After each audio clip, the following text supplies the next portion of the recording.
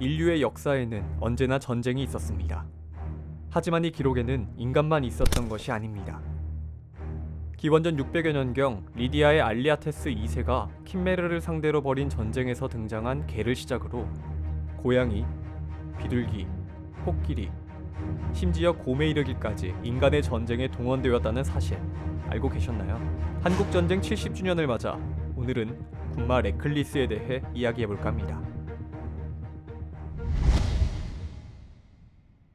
레클리스는 6.25 전쟁이 막바진 1952년부터 53년까지 미 해병대와 함께 전투를 극복해 나갔던 미국의 전쟁 영웅 말입니다. 레클리스의 원래 이름은 아침해로 원래는 서울에서 지내던 경주말이었습니다. 그런데 1952년 10월 이 아침해가 판매된다는 소식을 들은 미 해병대의 한 장교가 이 말을 군마로 사용하기 위해 구입을 하면서 경주마에서 군마로서의 새로운 삶을 살게 되었습니다.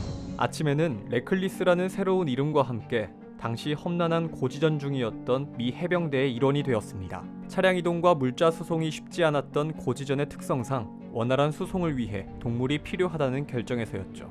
다행히 새로운 환경에 놓인 레클리스는 특유의 친화력과 먹성으로 빠르게 적응했습니다.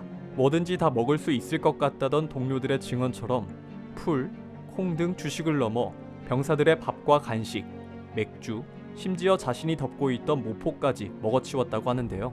하지만 레클리스의 이름이 본격적으로 알려진 이유는 따로 있습니다. 레클리스가 본격적으로 유명해진 것은 바로 그의 전공 때문이었습니다.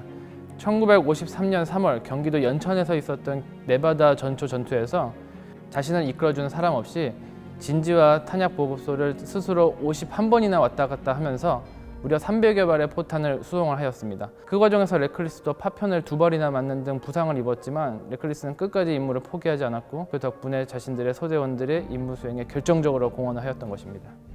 전투를 겪으며 레클리스는 단순한 말이 아닌 동료이자 엄연한 전투원으로 인정받기 시작했습니다.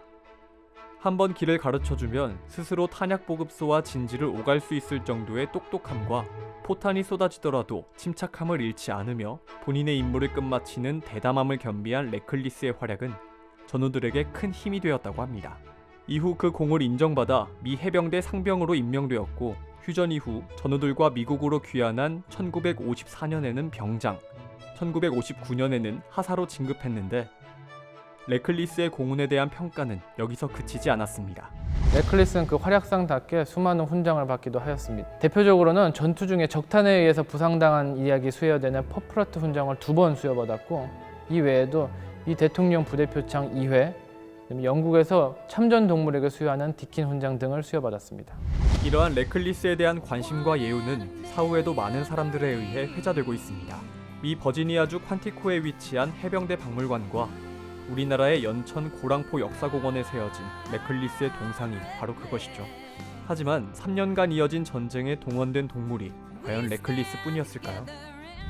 레클리스 이외에도 6.25 전쟁 중 동물들의 참전 사례는 더 존재합니다. 국군 기병대대에 속해 있었던 군마들이 전쟁 중에 얼마나 많이 희생되었는지, 그들의 이름은 무엇이었는지, 또 살아남은 이들은 전후에 어떻게 되었는지에 관련된 기록들은 지금까지 남아있는 것이 거의 없습니다. 앞으로 그 전쟁에서 우리와 함께 하였던 그 동물들의 역할에 대한 관심과 연구도 더욱더 지금보다 많이 진행되어야 할 것이라고 생각됩니다.